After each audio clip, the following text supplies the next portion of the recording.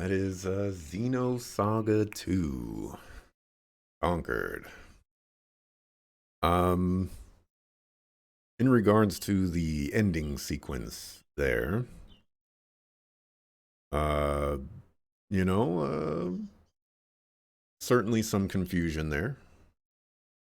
We know that like the CEO of Vector has definitely been involved in all of this in some capacity. He knows way more than any of the characters and things like that. I don't necessarily get the impression he's pulling the strings. More in the sense of he knows all the strings that are being pulled and how they're going to play out. So he doesn't give me villain vibes, but the patriarch guy said testament when those robed guys showed up. So maybe he's part of Testament. We also got a little bit of a tease there with Chaos again, just like we did the previous game. Still don't know what's going on with Chaos. But yeah. Um I I will say, in regards to like the whole ending sequence, I actually rock with the idea of having the final boss be um like earlier on in the game, and then you just have some story sequences and maybe like a story fight, like we did with Albedo, just to kind of close things out. I kind of like that approach. I don't think a lot of games do that. It allows a nice moment to kind of let things breathe a little bit without forcing the ending sequence to happen and then go straight to credits, and it's just like whatever. Granted, it's not like we learned really anything from this ending sequence, but you know, we got some teases. Okay, so for my thoughts on Xenosaga 2, first impressions, which were based off of day 1 and 2. Changing the character models to the point where some characters look like completely different people from the first game is crazy. Definitely dislike this a lot. Pacing of the game is super different than the first as well. Much more focus on gameplay rather than the cutscene overload. And this is specifically like for the start. That's for the start of things. I can definitely see why people consider this game not as good as the first. I get the impression it's not improving what was developed by the first game, but rather scrapping a lot of it to start over with the same general ideas intact. And for my overall thoughts, I'm conflicted. On one hand, I I like how they approach this story in this game. And I guess before I go forward here, I should clarify that um, when it comes to sequel games, um, or when it comes to games that I'm generally playing, I typically like to just judge those games for, what was given to me and what was provided. And so I'm usually, more often than not going to compare a game I just played to another game. I'm just gonna say how it is and how I felt about it for what it gave me. But when it comes to sequel games, uh, I'm always going to judge the sequel to the games that come prior to it, because seeing the evolution of a game is super important, and seeing how all of the changes that they implement to try to improve the game or streamline certain elements and things like that. I think that's a very important process. So when I look at the overarching story of this game and how they approach it in comparison to the first game, I actually like what they did here because it's more condensed and it's more focused. Whereas the first game, they were just throwing out everything. Like, we're throwing this to the wall, and this one, and everything is going to stick. Nothing is going to go wrong. Um, and for the combat, I I feel like they they kind of did the same approach where the first game had a lot going on with it in terms of the combat and the gameplay elements that kind of tied into the combat. And in this game, I feel like they condensed it a lot so that there's much less that you have to interact with and worry about for those gameplay elements. And that in particular, I wasn't as much of a fan of. Um, so I think my overall thoughts on this one is I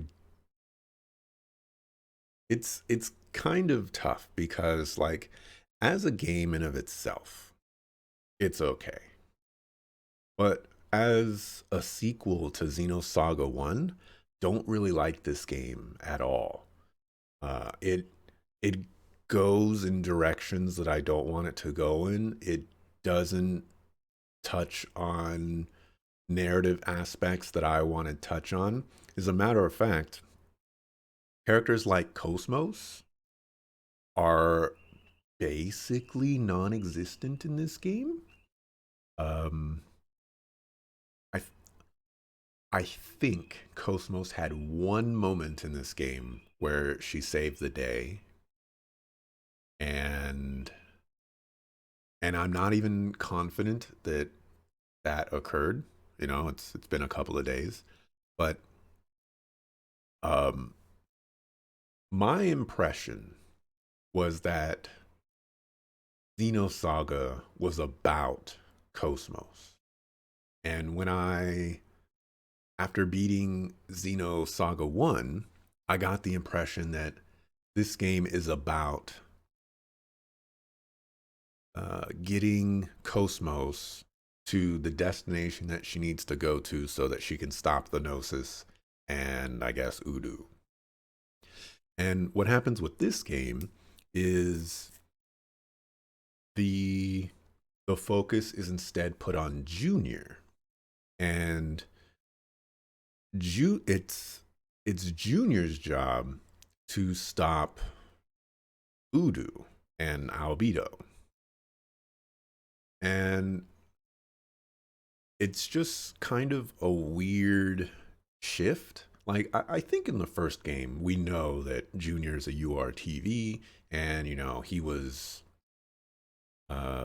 basically created to stop Udu. But I never really got the impression that, you know, he was going to be the one to do it. I always got the impression like this is Cosmos's job kind of thing, especially with the ending cutscene where like she's shooting the giant laser um, at the Udu giant laser that's being shot at her. So yeah, I'm I'm kind of confused by the I don't want to call it like a flip flop. I just want to like maybe like a refocus of who's important and who's not. Um or maybe like a re-emphasization of who's important and who's not. Um like a renewed spotlight. I don't know. It's just really, really strange to me. Um, so yeah, I feel like I need to say something here. So I think what I will just say is that as a whole, I I think the game is on the downward slope of okay. Um, I I don't think it's better than the first game gameplay wise. I don't think that the story is, this is going to sound crazy. I don't think the story is better than the first game, even though the first game basically had no story, and this game had a lot of story. But the problem is that contextually, the story of this game is is like it, it it's weird, it's strange. This game is, it starts off with a a Realian named Kanan who gets this information about um Utic and that reveals who the organization or who's pulling the strings for Utic. And like what are we what are we doing in between all of that? We Gosh, I don't even know if I can remember all of the stuff that happens.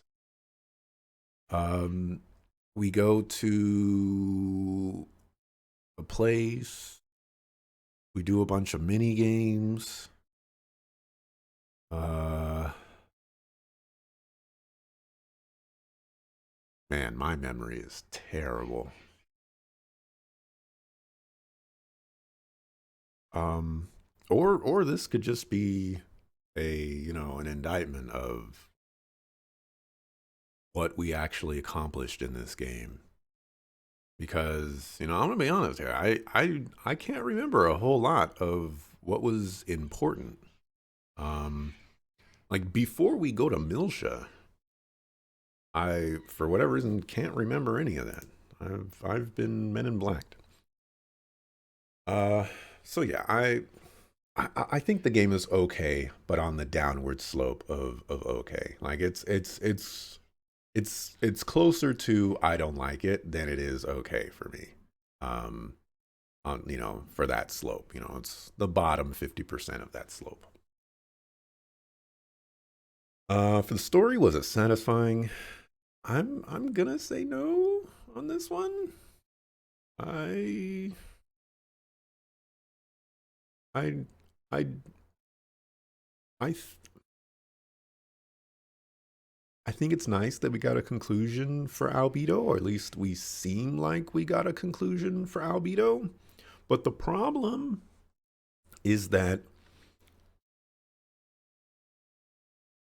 we, like, starting from the first game, we weren't even sure if Albedo was the actual big bad because Udu exists. And we knew that he was only like related to Udu, but he wasn't Udu itself. So more than likely he was going to be a catalyst to release Udu. So like he never fully gave the vibes of I'm going to be the final boss. Um and then there's the whole we're revealing new villains left and right kind of thing happening.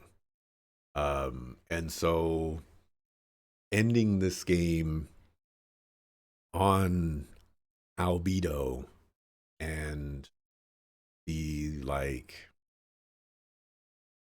arc finisher of Rubido is just kind of it's a strange choice. Um and it doesn't feel satisfying to me. Um Especially because I'm not even sure Junior really gets all that much character development. Um I'm actually like super curious now. We're gonna take a detour here. 'Cause I need to know what in the world was happening in the middle of this game. I'm unbelievably confused. Uh, let's mute this. Oh yeah, we go to a Utic spaceship, I believe. Do some puzzles there. We fought Richard.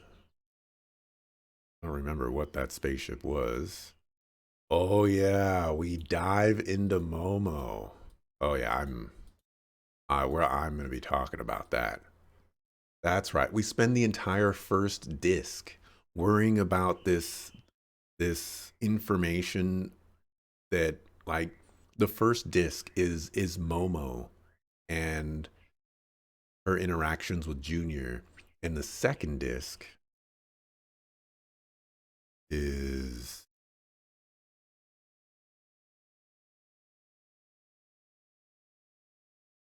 uh whatever was going on this UTIC ship.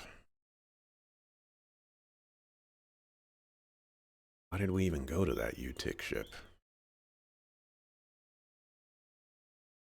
Was it even oh no, that wasn't a UTIC ship. That was oh, that was the black hole blockade.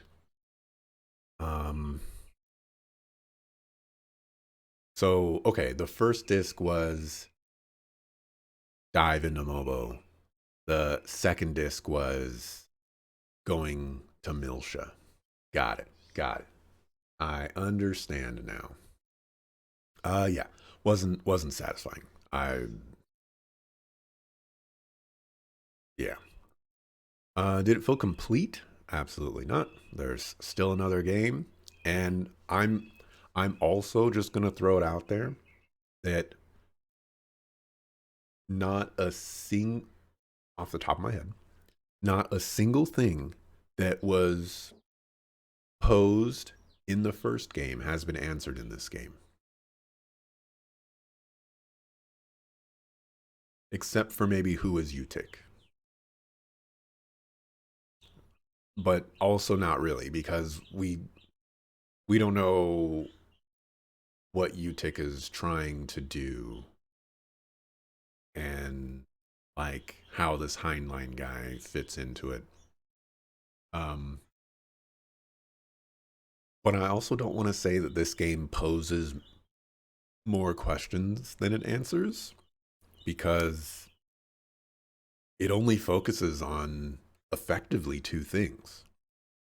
We spend so much time diving into Momo, and we spend the rest of the time trying to get to Milsha so that we can unlock the data in Canaan, which, by the way, I gotta throw it out there. Why? Why add Canaan as a character at all?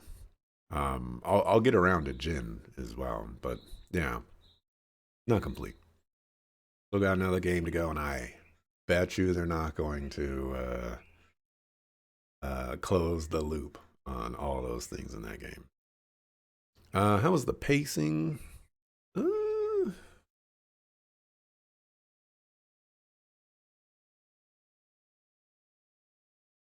Pacing is kind of weird in this game because the things that we're trying to accomplish, I don't exactly understand why we're trying to accomplish them, and then the narrative like traps that are provided for those things that we're trying to accomplish also sometimes don't make any sense. So it's just kind of confusing, how that all plays out. So I think the pacing is good in some places, not so great in other places. Thoughts on the story?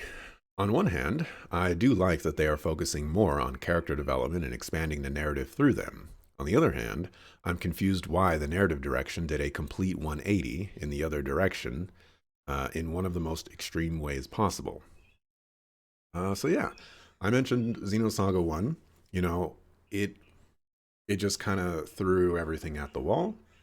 And in this game, it had like an extreme hyper focus on certain characters, and like everything was revolving around one of those characters. Sometimes more than one of those characters. And to me, it's really strange to have your first game be nothing but vague setup, and then your next game be addressing or furthering along any of those plot lines, and instead focusing on um like certain details with these characters, and I guess their interaction with one of the villains. um to focus so much on Momo and like getting this Y data, I feel like that's pretty important. But I thought Albedo had the Y data. Um, so there's that, and I'll also get more into the Y data a little bit later. But um, yeah, I yeah it's curious. I was expecting this game to be more grandiose, I guess. Um, it seemed like we set the stage for so many chess pieces, and to only move two chess pieces, or like three chess pieces, um, in any significant way is very weird. Like, sure, the board has moved, but it's it's very undiscernible, um, how those moves matter, I guess, and if they matter. Because getting vague things of, like, so this is the Y data hidden underneath the subconscious. That doesn't mean anything to us. We need something to put it into context. There wasn't much of that. I have here better story than the first game, but still not great execution? Question mark. Um,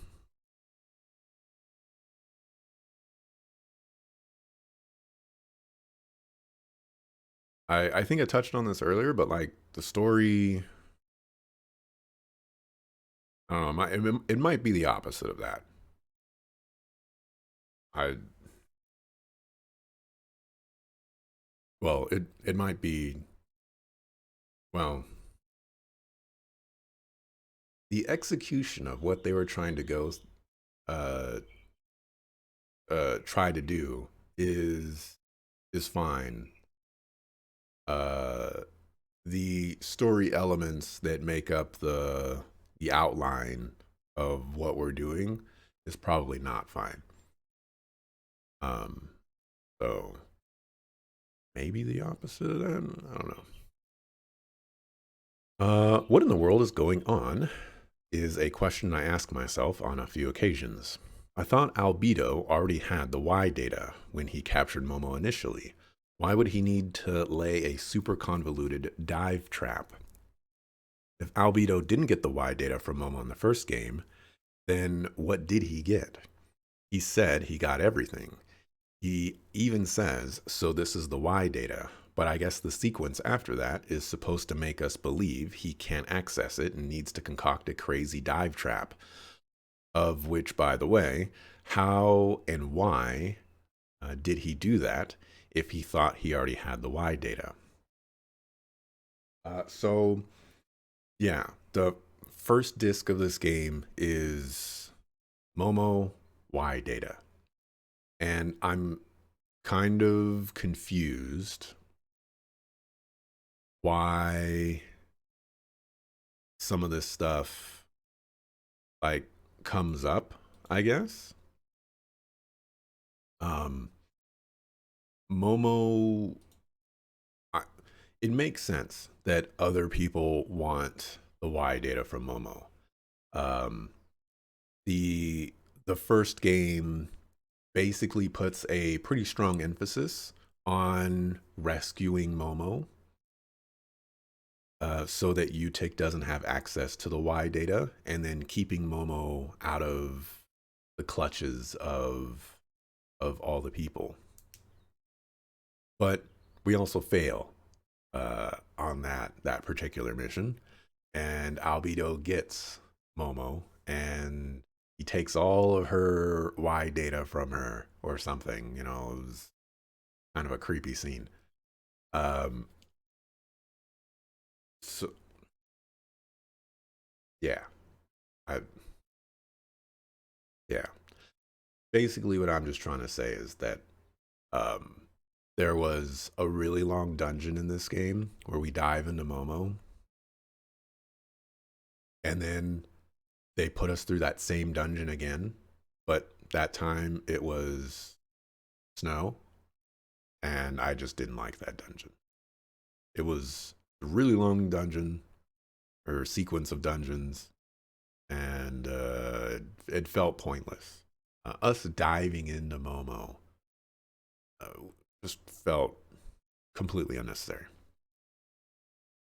Momo's presence in the game has felt very strange as well. She's basically used as a plot device in a very unnatural way.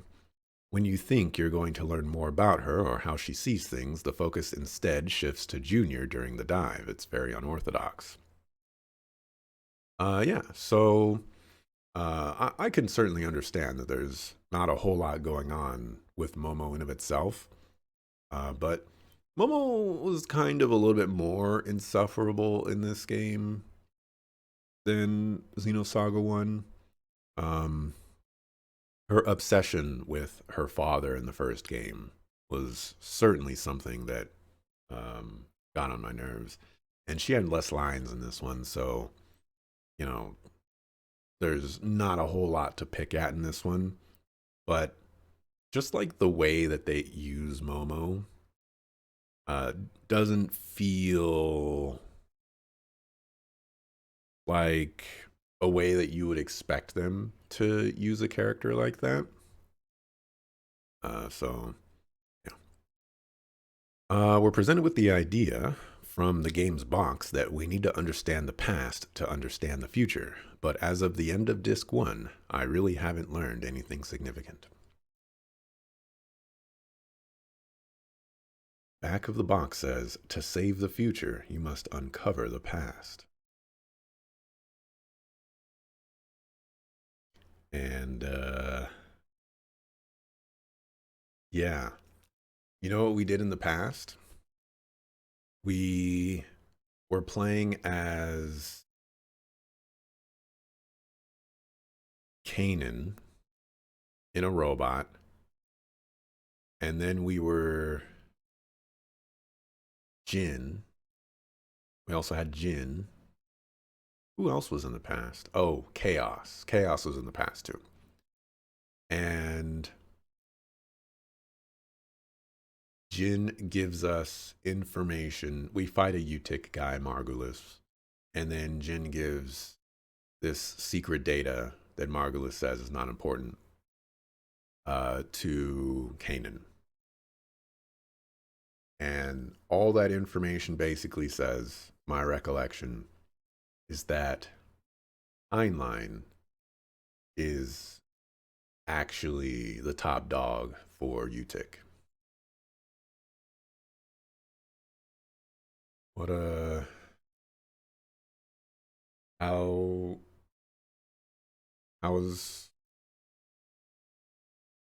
that? That's it. I don't know. In confusion? Question mark. Uh, let's see.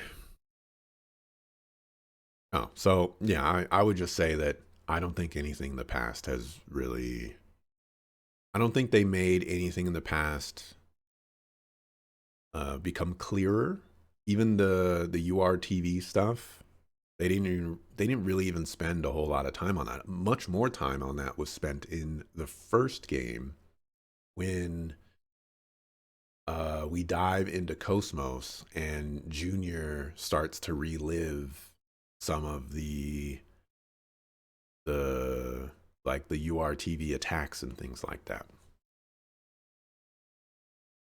I just keep thinking to all of those story threads in the first game that really don't feel like they are being addressed, acknowledged, or even referenced. Cosmos has barely been a part of the game, and all of the focus has been on Junior and Momo. Chaos is still a complete mystery. Ziggy is just along for the ride, and Shion feels like an afterthought despite her feeling like she was supposed to be super important. I still kind of feel this way. It There are some games out there where the character you're controlling is the most important character, or maybe there's another character that's part of the game and your character is just supposed to augment that character's story in some capacity. And this game this game doesn't really have a like quote unquote main character that you're controlling. In the first game, for the most part, you are Shion and you're following Shion through the game and kind of her interactions with all the other characters. But in this game, you're not really you're not like any specific character. You're kind of jumping from certain characters to other characters, and there's like some sort of unnaturalness about that. It's a very different way of having characters interact, I guess, with the player, where it can just be nebulous and you can kind of sort of choose whoever it is you want because the story is only going to focus on very specific things. Um, there was a little bit about Shion when the original Zohar was found, but that particular plot thread felt one, it was super forced for uh, for Shion to get all upset about Kath and the other chick. Um, it felt in character, but it just felt forced. Like she went 0 to 100 a little too fast. Um, and and yeah, I think other than that, like that's the only spotlight that Shion got, and it was very disappointing. Ziggy gets his rage outburst, and that's about it. And even then, that's not really anything. Um, who else? I already mentioned Cosmos is. I mean, I feel like you could just take Cosmos out of this game, and you probably wouldn't even notice. Same thing for Ziggy, actually, and probably Shion. Um, Jin and Kanan really don't got much going for them, do they? Question mark. Yeah. Uh, Jin is introduced in this game. Like, I think he was mentioned in the first game, but he's introduced in this game. And the dude is a plot device vessel to give us a beginning section of the game. But there's no importance to his character, there's no meaning to his character, there's no arc for his character. He literally has nothing going for him. Actually, he had a pretty cool fight with Margulis. That was pretty cool. I'll give him that. Uh, but yeah, um, yeah, we added him as a character, and we didn't do anything with this character. Kanan was an even more confusing one for me because he's an NPC and he's not even really a part of the story. He doesn't participate in anything. He's not a fighter. I thought he was going to be a party member. He's not a party member. He's just a guy that's just hanging around until we go to Milsha, and then we get the data out of him, and then that's it. You know, I I struggle on why Kanan was even introduced in the first place. If you cut out everything about Kanan and Jin and the data and things like that, um, I think nothing really changes in this game. Um, when we go to the Labyrinthos, the UTIC headquarters or whatever, we could have just found the data for Heinlein there. Like, small little tweak. Instead of extracting the data, we just discover the data. And all of a sudden, everything revolving around Jin and Kanan is null and void. And I feel like way more needed to be done with those characters. I think if you're going to introduce this whole Jin and Kanan got this data thing, the whole game should have been about that. And and in some capacity that needs to tie into to everything else. But UTIC and all these other organizations out there, there's just so much that revolves around this game, and they just like they're not focusing on one continuous plot. It's like they're zigzagging to these various elements that revolve around it, and they just kind of like we're gonna focus on this for 5 minutes, and then we'll forget about that for 30 hours, and then we'll go to this one. So yeah, there did. You missed the end. You did miss the end. um I'll say spoilers. Nothing really happened at the end. So, you know, you could just say to be continued off of what you saw from yesterday, and I don't think, you would be missing out. The data Jin gave Kanan was said to be not important by Margulis. It was revealed to identify the true mastermind behind UTIC. The problem here is that the immigrant fleet was already introduced in this game as the mastermind behind UTIC. This just means that we created a new villain for this game only for them to get tossed aside at the end so that the organization can continue. And I would say under a different villain, which to me is kind of crazy. I I can't fathom a reason why we build up an organization like UTIC in the first game with Margulis being at the charge. We know that there's somebody above him, but he is the face of UTIC. And then there's Albedo, and Albedo is like their like he employed UTIC, I guess, and so he's their client. Um, so we have that interaction, and then we go into this game, and UTIC is Margulis is now not the face of UTIC. It's now Patriarch, and it's revealed that the immigrant fleet is being led by the Patriarch, and the Patriarch is in charge of UTIC. And then the Patriarch dies, and I guess the immigrant fleet is no more question mark. And I guess Margulis is back to being the face, but we introduce Heinlein, who we don't even know what he looks like or who he is. We just have a name, Heinlein. Um, and now he's in charge. And I just feel like we could have just kept Margulis as the face. We could have made him be in charge. None of the immigrant fleet stuff needed to happen at all. Um, why bother adding the immigrant fleet stuff? Uh, it it didn't.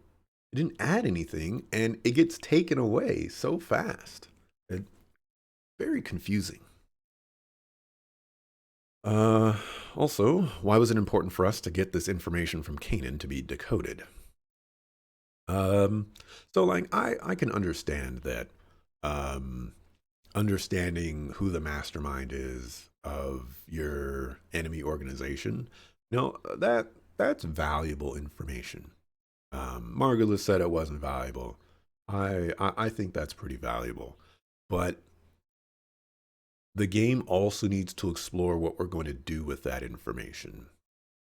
Uh, and there wasn't really anything, I guess there was no time to do that, but the characters could have chatted about that a little bit. Like, okay, Heinlein is the mastermind. Uh, what are we gonna do about that?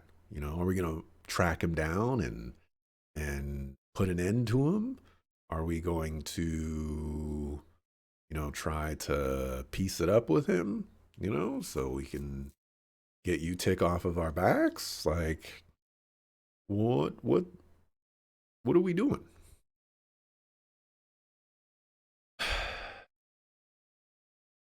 Gameplay mechanics and design. What gameplay elements stand out? Not a fan of how skills were changed. While I can see the thought process of providing a lot of options to build characters the way you want, none of the rewards actually feel good to invest in. There's the taxes like healing, and if you do side quests, uh, something will eventually pop up that's worth getting. But it just feels like there's nothing exciting to build towards. So yeah, this was something that I noticed very early on is that all the characters are basically homogenized.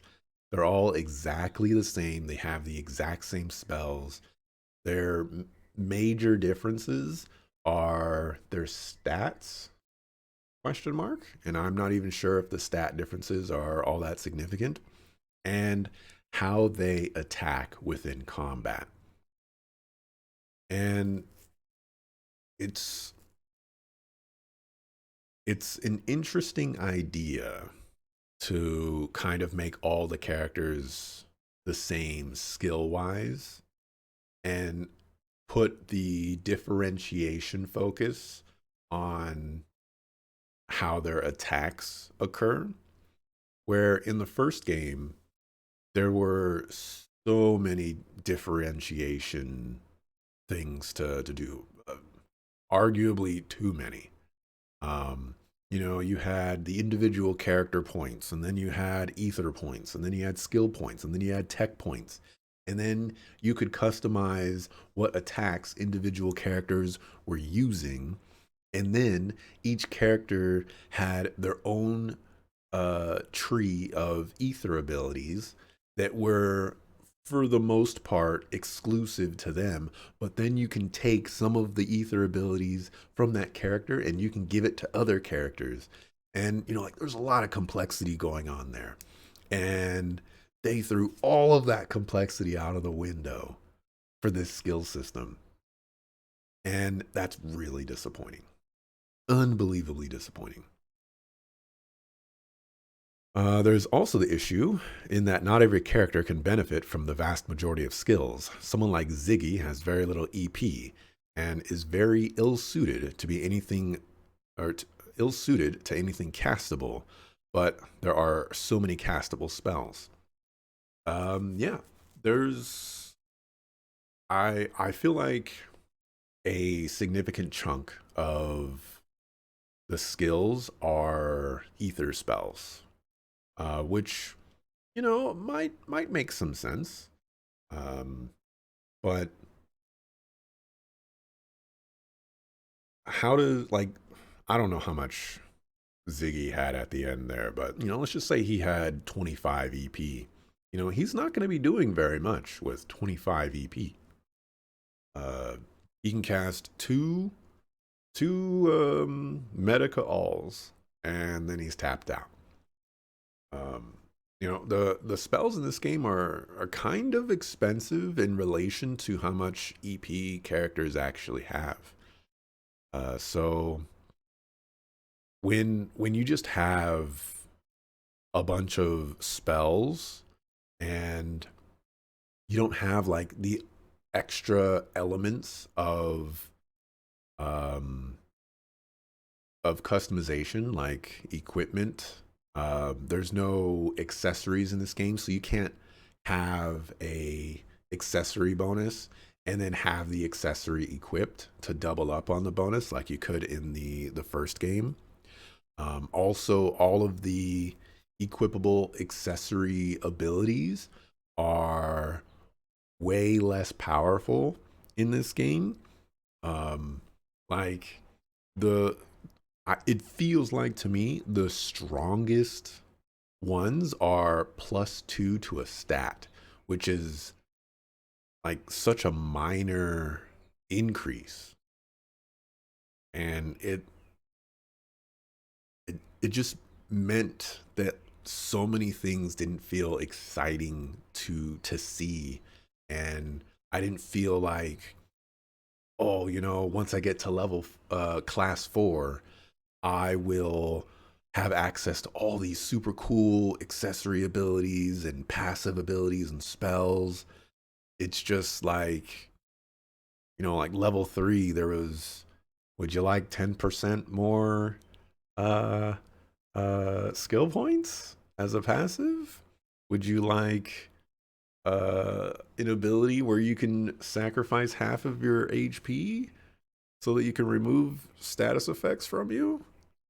And it's like, these are neat, but I don't want to spend all these points to get them. They're not that good, like situational things.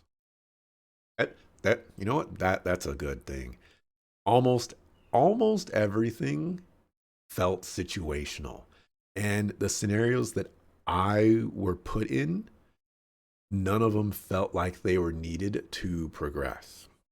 And so all that situational benefit turns into they're just worthless. That I should have wrote that down. The class and skill point system is interesting though. I think the implementation there is successful, and if each character had some unique skill classes to themselves, could have been a better system for me. So yeah, I think I think a game will be inherently more interesting if characters are more unique in how they perform in combat. And so by giving them some skills, some passives, some ether abilities that are unique to those characters specifically, I think that would have been the correct direction to go to, make characters feel like different characters. Because other than that, like everybody had basically the same spells. There were some experimentation in the start of the game because I wasn't sure how things were gonna go. So, um, some characters had certain things and other characters, but by the end, like I was pushing everybody towards basically the same pathway, and that's not something that I want to see when customizing characters. I want everybody to have their own strengths and weaknesses and things like that. The menuing is also awkward. I think I understand why it's done the way it is to help avoid having to mash the back button to get out of the menu, but pressing left and right to enter levels and classes doesn't feel intuitive. This is definitely something that I struggled with because when you go into the skills, um, you first have to select, do you want to uh, view your skills or do you want to view the tutorial on skills? And I think right there is like the start of the problems because I don't I don't want to have to make that choice every single time that I want to go view my skills. I will need to view the tutorial once, maybe twice for the entire game. but I'm gonna need to go into my skills uh tens of or even hundreds of times throughout the entire game. So the tutorial part needed to be moved somewhere else, or something else needed to be done with it, so that I didn't have to select into that or select out of that every single time. Then we get into the character selection. We choose a character, and then we we get into the various classes, class 1 through 4, and you like to to see what's inside of a class. You have to press right directions, um, and then you see like the various like levels and things like that within them or what have you, and and then you press right again into those, and you get to see what's inside um, of those various levels. Or maybe I have it backwards. Maybe it's levels and then classes, but whatever. Um, and to get out of it, you have to press left. I think to me, the natural way to go about it would be press the circle button to go into it, press the X button to exit out of it, much like the rest of the menuing in the game. But for some reason, this menu specifically is different from the rest, and it sticks out a lot. And I don't think it needs to be that way. Uh, Especially because you could just use the trigger buttons to completely exit out of various menus, which I have done so many times, as people have seen. Um, I originally thought it was a bug, but it was not a bug. It was me, like, barely pressing down on my trigger buttons and cycling to some other menu. I don't like that some of the class skills are hidden unless you get the secret keys. I understand they gotta do something to incentivize side quests, but not only are most of the rewards I've gotten not very usable in my eyes, some of them are just plain worthless. There's also effects that seem powerful, but are severely limited by the skill equipping system itself. Doubling my stat bonuses from 2 to 4 for 1 to 2 stats isn't insane to me. Giving myself 10 to 20% extra hit points and ether points isn't that much. It's one hit for many fights and 2 to 3 low costing spells. So yeah, I kind of touched on this a little bit earlier, but like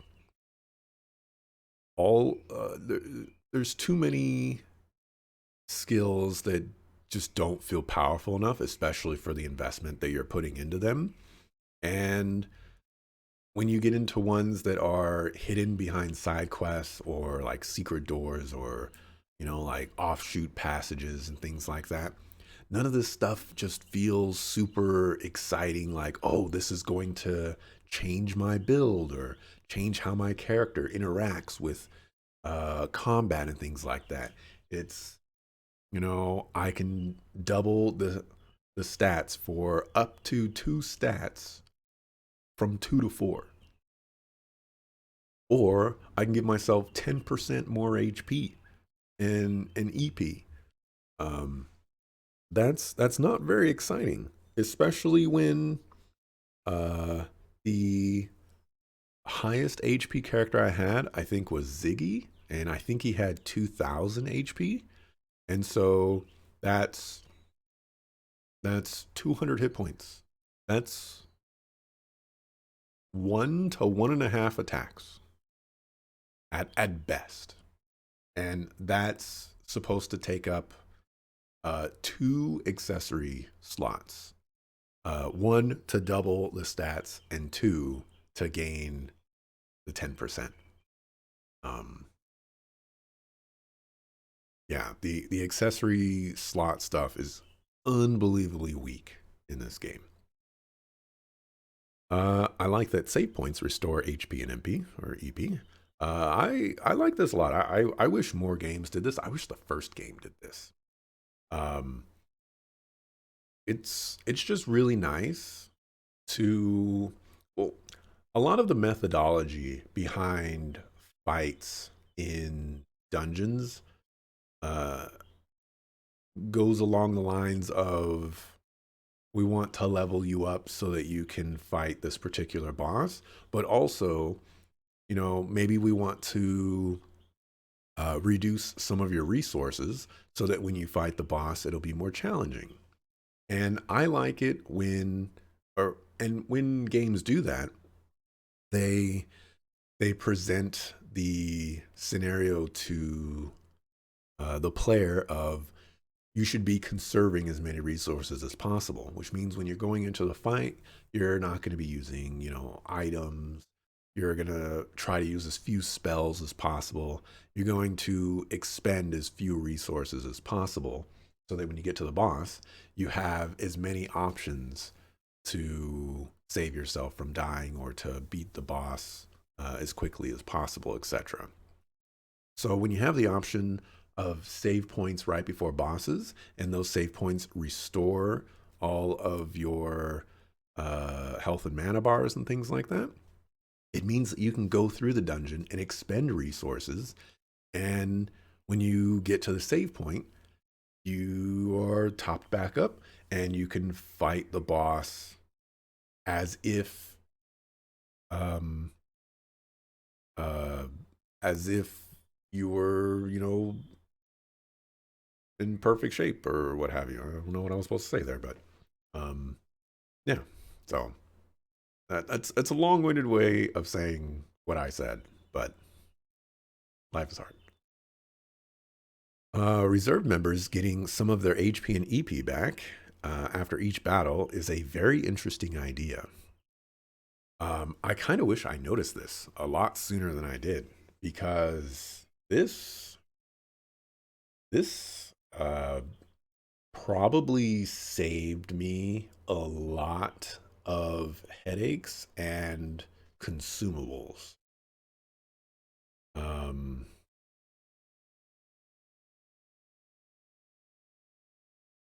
yeah, this is an incredibly interesting uh, way to go about things, especially because every character is homogenized and effectively the same.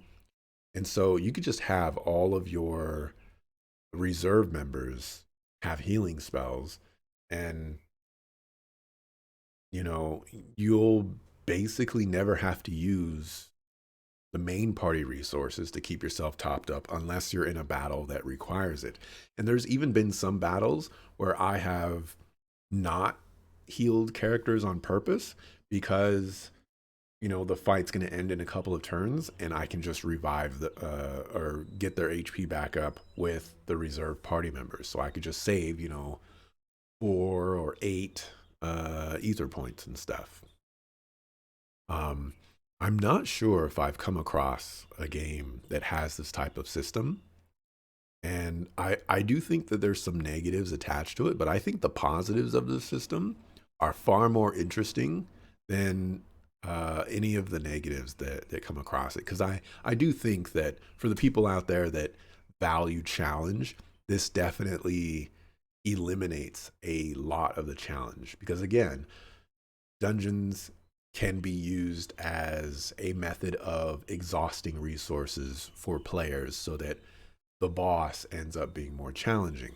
And this kind of eliminates some of the strong challenges that would pose.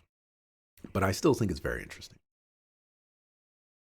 No money, no buying equipment. Um, also, just no equipment. Period. Uh, I'm gonna say one. I can't think off the top of my head any game that I've ever played that did not have some sort of currency in it, or like a barter system or something like that, where you're trading like items for money or trading items for other items. So that in of itself feels very unique. There's also no equipment in this game, except for AMWSs. Those have equipment.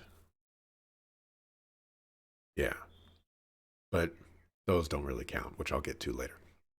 Um, so I'm not sure if I've played a game that doesn't have any equipment off the top of my head.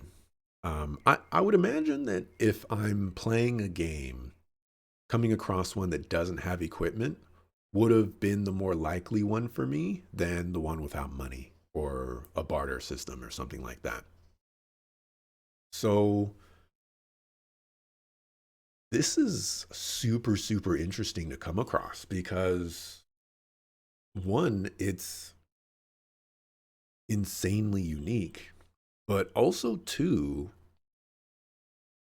how does this affect like how you're interacting with the game? And then how does this affect the player who just played Xenosaga 1? Um, how do you go from a game that has money and you're struggling to get money to a game where they're are struggling to get money and upgrade your equipment to a game that they completely eliminate money and equipment altogether? Um, there's a certain amount of niceness associated with going to town or reaching a new town and then buying new equipment and things like that.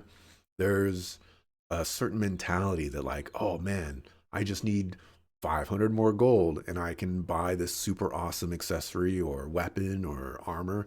Let me just go outside town and get my 500 gold real quick. Um,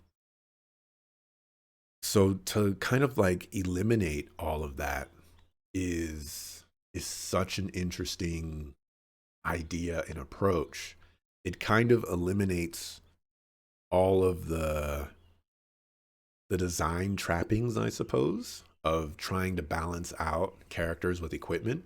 And since all of the characters in this game are effectively homogenized, it means that you can kind of dial in fights to very specific uh, compositions, I guess, with how they're like some of them have piercing or beam or what have you damage and things like that.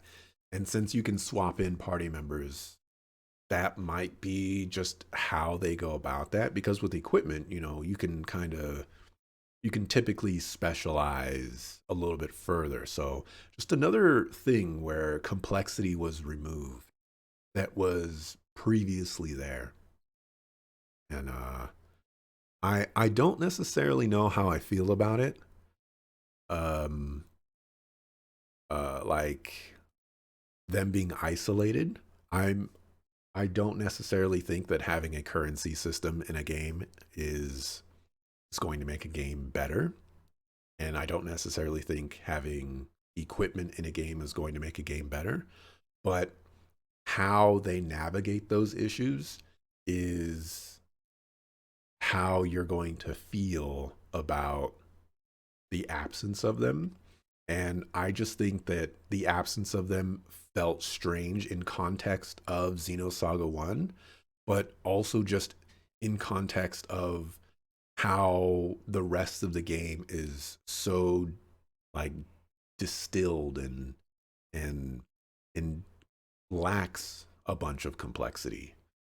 Um, so yeah, I need some water. Would say we're almost done, but combat is next.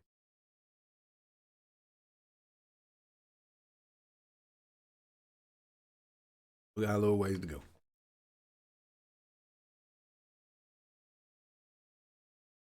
Okay, for combat, feels like a downgrade to the previous game because characters feel the same spell wise, and because it doesn't seem like there's an ability to change attacks, it feels less unique. Yeah, so the only differences for characters in combat are their individual attacks and I'll probably just say and how much HP and EP they have. Um, certain characters, like Chaos or Cosmos, can interact with a mechanic called Break. And that allows you to uh, launch or knock down an enemy. And while they're in that state, you can do more damage to them. And in order to extend out that state, you need to use boost. So that in of itself means that two characters do have an edge over other characters. Um, and the amount of HP that certain characters has in EP does matter. You know, I kept Chaos partly because he had an EP value that was high enough that if he needed to take over as main healer because Momo was dead, he could do that. Um, so that in of itself was nice, but it still feels like there's just not enough customization for these characters because you can't change out their attacks. You're going to be doing the same attacks the entirety of the game. The strategy of these characters does not grow as the game goes on. Uh, it, at least for me. Um, so every battle is kind of going to play out the exact same way, um, despite whatever the boss is doing, which is not great, not great. Changing boost to be shared across all characters and transfer between battles is an interesting choice. I think there's a lot of strategy loss here. So yeah, this is just another element that was reduced in complexity. Um, in Xenosaga 1, each character could go up to 3 boost. And so if I used 2 boost on Shion, every other character would still have their same boost amount that they had, and it would only be Shion's boost that was used for Shion. And what I liked about that system is that you can position characters like healers to have 3 boost, and when you're put into emergency situations, you can just boost your way back to healthy situations. Um, and in this game, that element still exists, but it's it's much more restrictive because you can only have 3 boosts. Um, but I guess also at the same time, every character is homogenized, so every character that you're going to be building is probably going to have some sort of recovery, like I did, so that they can fill in the gaps if the character you've designated as, to be the healer, dies or whatever.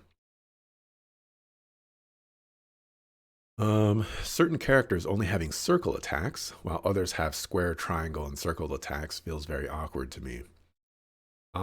Yeah.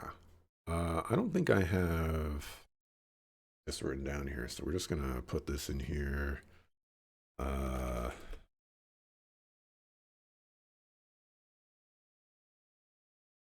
um,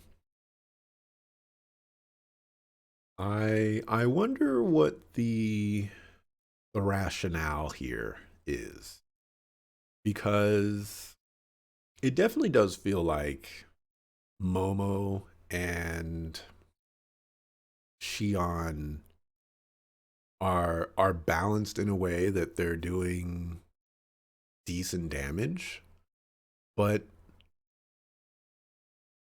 it just it feels weird to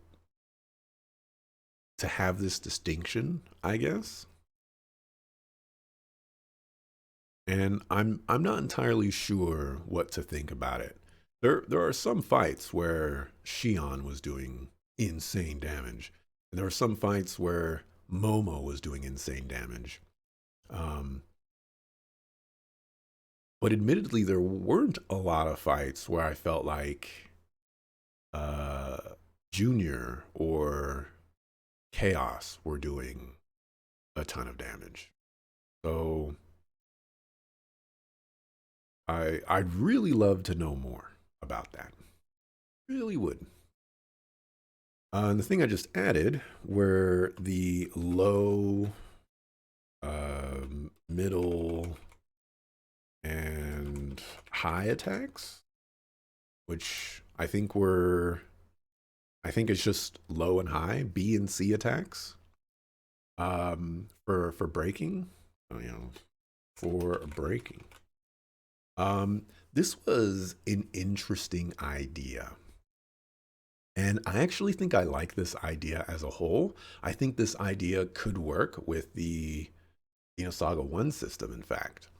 Um, I think it's kind of cool to prioritize certain attacks on certain bosses because then you start to differentiate how you're approaching certain bosses and how you're navigating, their large health pools and things like that.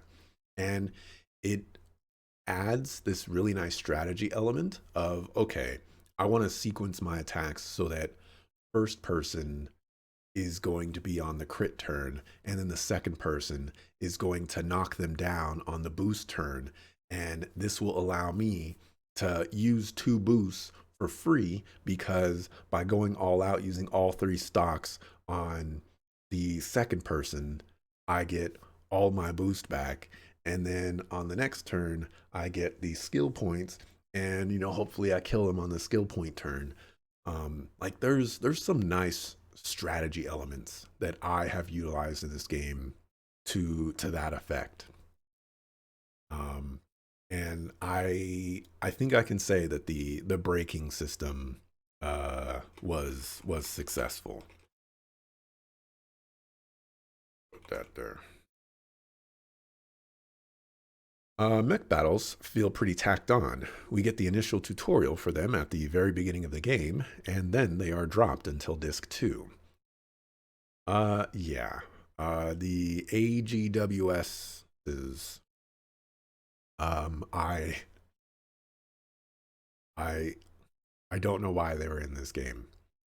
I don't know why we start the game in them and learn how to use them and then don't use them for another 12 to 14 hours. And then sort of kind of overuse them in disc 2 to the point where like a bunch of dungeons require us to go in and out of the AMWSs, so that we have on foot elements and mech elements. Um, I it it should have been cut or something else. Admittedly, they didn't feel very useful in the first game either. So it if I were to just say something crazy, it just kind of seems like they don't really know what to do with them, but they want to keep them in the game because that's part of like the Xeno identity or something like that. I don't know. But the system needed a lot of work. They gain their own experience, don't allow you to gain skill points, have their own equipment, and as far as I know, you can't access any of this unless the story puts you in one of the AMWSs. They're completely removed from every other system, and it's strange. Yeah, yeah. I will say that I appreciate not having to buy equipment for them because, as I mentioned, the first game, I was running into money problems, and upgrading the AGWSs was very difficult. I think they also have less customization than the characters. Yeah, I think the only thing you can customize on the AMWSs are your co-pilot and your accessories. Although there was an NPC at the end there that said that like certain accessory combinations give you access to different types of special abilities.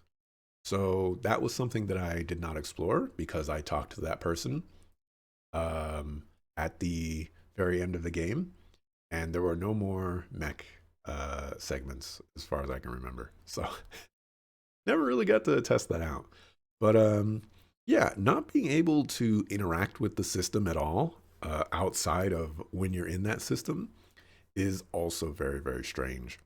I also think the balance of the fights for being in the mech are kind of insane.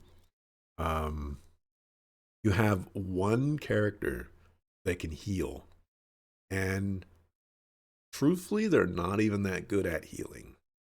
And some of those fights were pretty insane. Then, like, the battles themselves have their own unique mechanics to them, like the the the counter chance that they have. It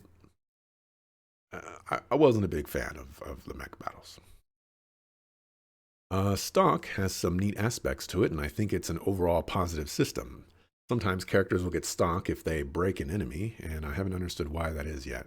I still don't understand why that is, but yeah, I think the stock system is pretty cool.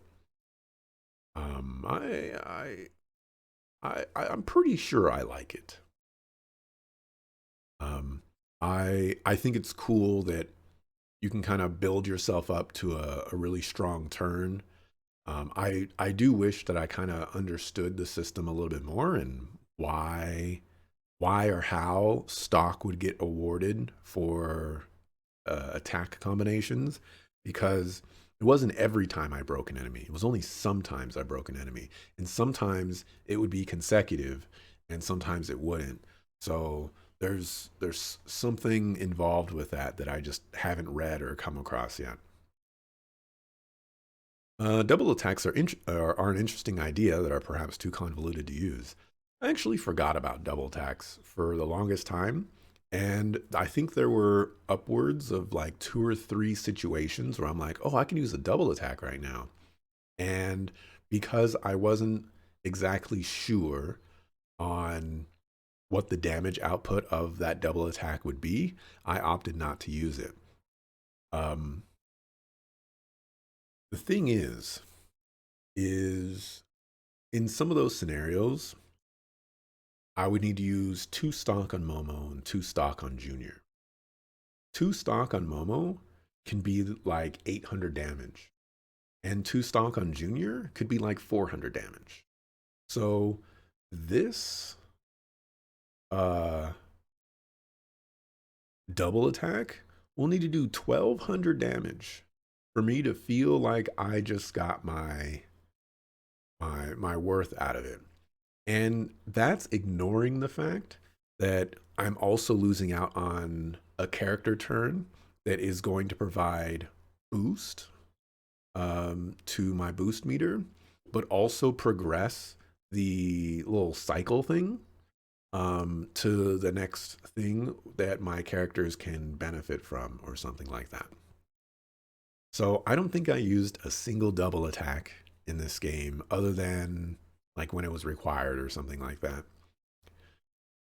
And I don't know if they're good, but the in the scenarios where I was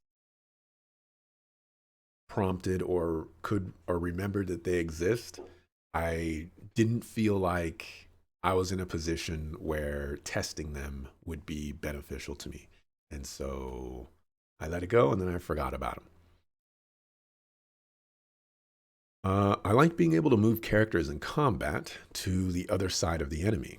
The downside to this is that you can only move one character, which is kind of understandable. Once you move one, there's no reason to move another because you've already got the positions. If the enemy spawns surrounding you, you can't move to surround them, even if you kill all the flank enemies. This is disappointing. I would have actually like to see some further development on this system because adding zone control and such would have been a very unique and interesting idea. So yeah, I think it's actually pretty cool that um, you can flank an enemy in combat, and if you attack them while their back is facing you, which is the same true for your characters, that they take more damage. And so it's it's one of those things where I tried to take advantage of that once I realized that system exists in its full capacity, um, because that actually was pretty strong to move someone like Chaos to the other side, um, so that when the enemy attacked Chaos, uh, Momo and Junior, who were, uh, I would say for the most part, my highest damage dealers, could do more damage, whereas Chaos, who typically wasn't my highest damage dealer, could, and Chaos had the most HP. Um, he would just continue to do less damage, and yeah. There was also the moving Junior to the other side or Momo to the other side, so that I'd always be doing um, increased damage, some capacity. But yeah, the zone control idea, um, like if you think of like tactics games where, like you have squares and you're moving squares, and, maybe a character like throws a fireball at a square and it lights it on fire. And if you go into that square, you take damage for every turn that you're in the square or something like that. I feel like they could have done something with this move system there, where you can uh, put hazards in squares or in movement spots, and you are forcing characters and enemies to move to get out of them. It would have created a very unique play style for some characters, and I think would have added some nice complexities to the battles, and some strategy elements. Maybe in the third game. Uh, my damage output feels very low without using stocks. This could be an enemy weakness thing, but I think this presents some scenarios I'm not a fan of. Building up stocks for each character takes a lot of time, and it likely needs to be done multiple times for the higher hit point enemies. Swapping in characters takes a turn to do, so this lengthens the battle, and there's an active punishment for not remembering to swap back in characters. So, yeah. Could just be how I was playing, could just be that my damage was Pierce, Strike slash Aura, and Pierce again. Um, and so when I felt strong, I felt strong. And when I felt weak, I was doing no damage all the time. Um, but even disregarding that, the hit points of the enemies in this game are pretty freaking crazy. There were enemies that almost had 5,000 HP. Now I'm doing, 98 damage, 150, maybe 200 on a good day, uh, per two attacks, like per like square triangle combination attack kind of thing. I guess that's technically one attack, 'cause you can't do that, but circles are one attack. Anyways, um, so I could have done.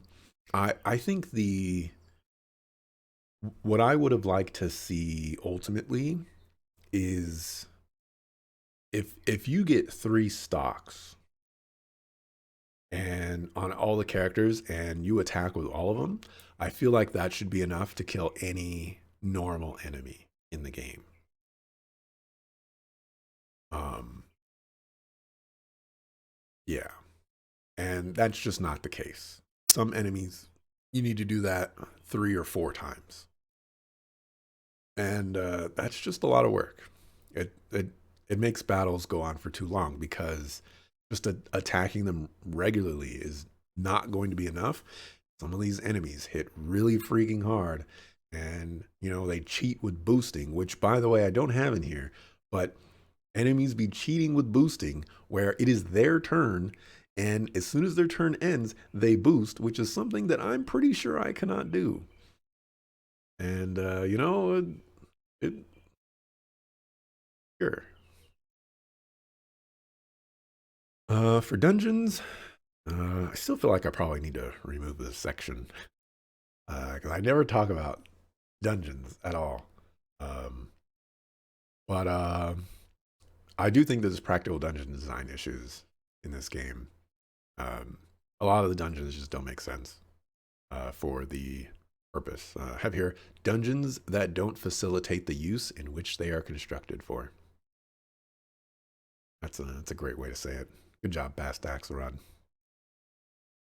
For cardinal sins, removing a key party member without sufficient replacement, forcing the player to use certain party members, backup party earns less experience, backup party alt. These are sub things under backup party earns less experience now. They also gain no skill points, and if you swap out an active party member for a backup, the former active won't get skill points even if they participated in the battle. I didn't test if they get full experience, or don't remember if they participated in battle. But I think that's all of the cardinal sins for this. For miscellaneous sound and music, there was what felt like way more music in this game than the first game. And I might just feel that way because I think all of the dungeons had music, which is something I distinctly remember Mr. JRPG talking about in the first game. It's like, wait, this dungeon has music? And I was like, oh yeah, this dungeon does have music. Meanwhile, the other ones didn't. Um, so yeah, I think there were some tracks. I don't think the soundtrack for this game got me as excited to listen to the soundtrack as the first game, because the first game I heard so many tracks that could have been a beat, and this one I didn't necessarily feel the same. I think it's an interesting choice to change the battle theme though. I at the very least they didn't bring back the previous battle theme, which is also interesting. For voice acting, I thought the voice acting was okay. I think I figured out what's going on with these games is when the games are developed, they're done in Japan. So all the cutscenes and things like that are modeled after Japanese speakers. So when the game is being localized, um, there are going to be some sentences where characters need to. There are going to be some sentences where an English speaker is going to speak them faster than a Japanese speaker. And so they can't have the English speaker just say their sentence and then the scene, just stares at their face with their mouth moving for, 1 to 2 more seconds or something like that. So they have like these awkward pauses in between words or lines or something to extend it out. And I feel like that's what's going on. And that's probably one of my larger criticisms is that there's just a lot of sentences that don't naturally flow. Um, I think there are characters like Ziggy that are very distinct and memorable for the performances that they're giving, but the performance that they're giving is also just kind of monotone and boring. And so it doesn't bring a whole lot of life to that character, um, which is worse than it sounds because characters like Ziggy just don't have a lot going for them anyways. So it it doesn't make Ziggy any more likable than he already isn't. Um then there's the voice actor changes in this game, which you know Just gonna keep it a buck. Some of them were downgrades. I know that you can't always get the original back. Sometimes they're not interested. Sometimes you don't want to work with them anymore. Sometimes they are just too busy. I get it. Um, but yeah, you know, that's the way the cookie crumbles, I guess. For graphics, I think the graphics were okay. I think it's very interesting that the first game had so many like pre-rendered cutscenes, and this game had so few. So that's very interesting. I also think it's very interesting that this game is 2 discs. Um, I How many other PlayStation 2 games out there are on 2 discs or more? I feel like that was mostly a a PlayStation 1 thing. And so uh super interesting for this game to be as short as it is and require 2 discs. Super interesting. For other, if it is a sequel, does it achieve more of the same? So this is one of my qualifiers for sequels. It's like if I like the first game, I want the next game in the series to be more like that. They can add improvements and tweaks and balance changes and things like that. But I want the style of the game, the feel of the game to be largely similar to the previous game so that I want to feel like they are moving the systems that they created forward and building them into something that's more awesome and more cool. But there are games out there that don't do this, and I think this is one of those games. Um, and I don't like this approach. Um, there's a series out there. I won't name it, but there's a series out there where the first game had a very specific style to it and a very specific way that you would um, play that game at a top-down camera, in fact. And then the next game was like an action RPG. It was completely different.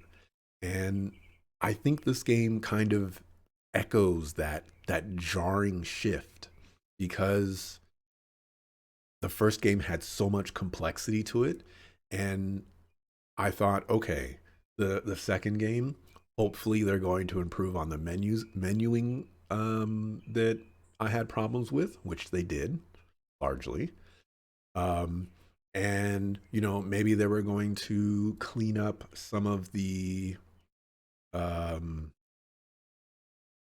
the like complexities regarding the skill systems or the skill point systems, the points, whatever, which they did, but they basically effectively killed it all off. Um, they got rid of as much character customization as possible, and I just can't see how that's a benefit to the game. Um,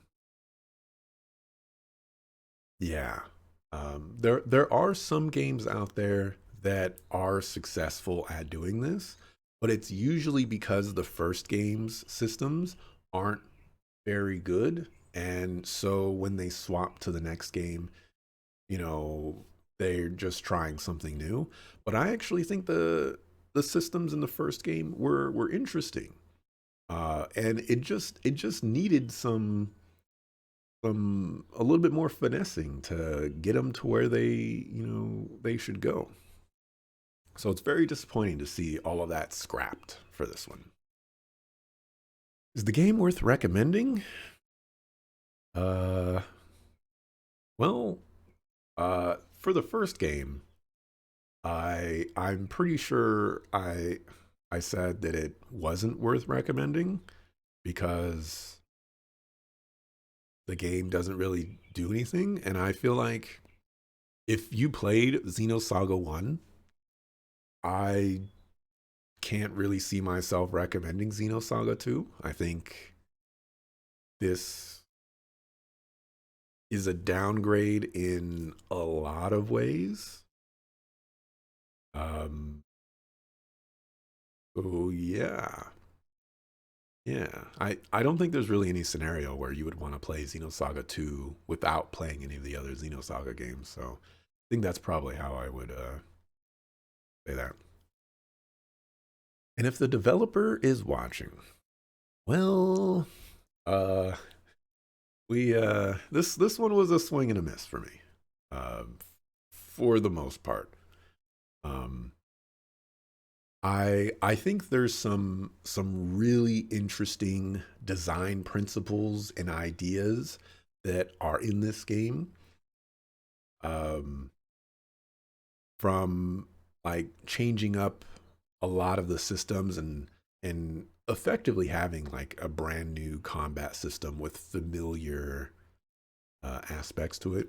And I think there's some successes there, but I definitely wanted to come into this game with something that was more of the same.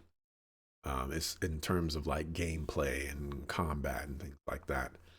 Um, and then there was also the really strange decision to change the look of so many characters.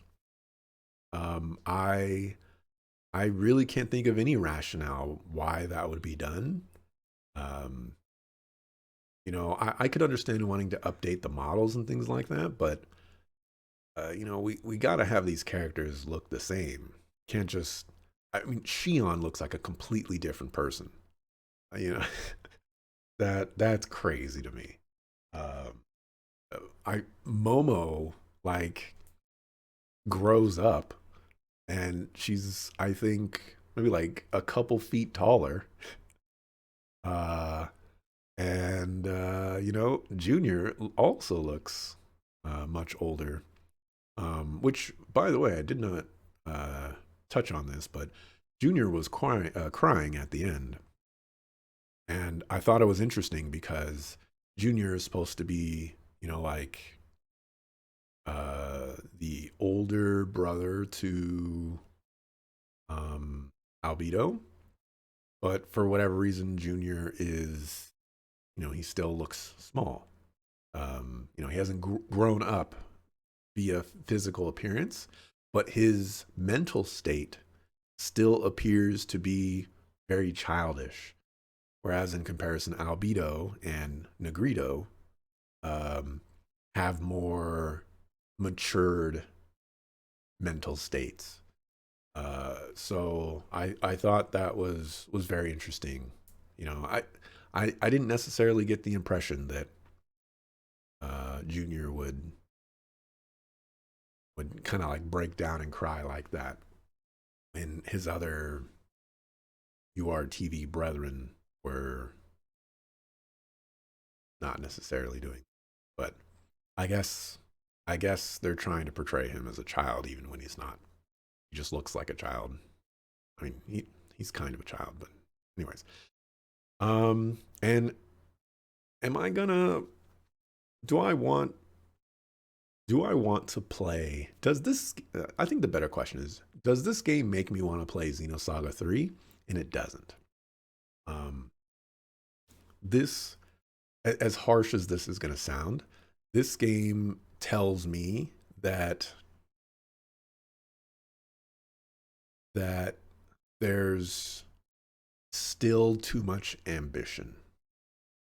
Um, which is kind of crazy because again, like this game focuses on two characters and doesn't push anything forward. But I think that's kind of the point in that so much setup happened in the first game and hardly any, if any, of that setup is moved far enough in this game. So we have to rely on the third game to completely close out all of the setup that the first game presented. And the second game didn't really touch upon or move forward enough. Uh, and that's a lot.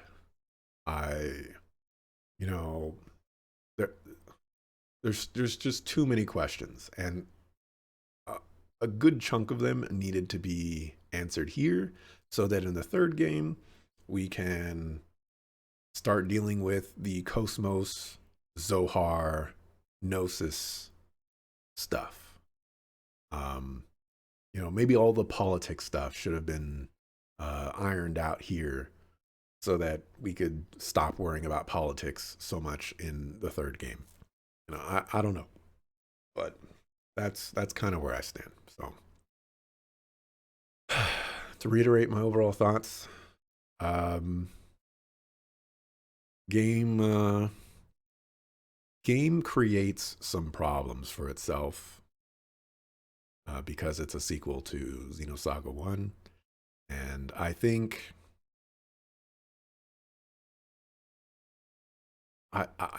it's an okay game, but it it the downward slope of okay.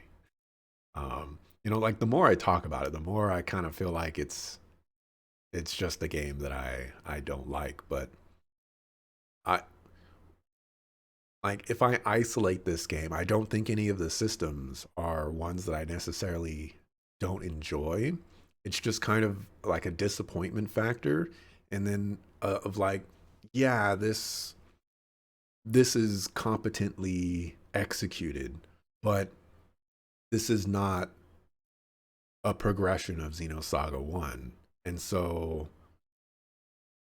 yeah, I guess it's just more disappointment, which is why I probably just have to say it's okay.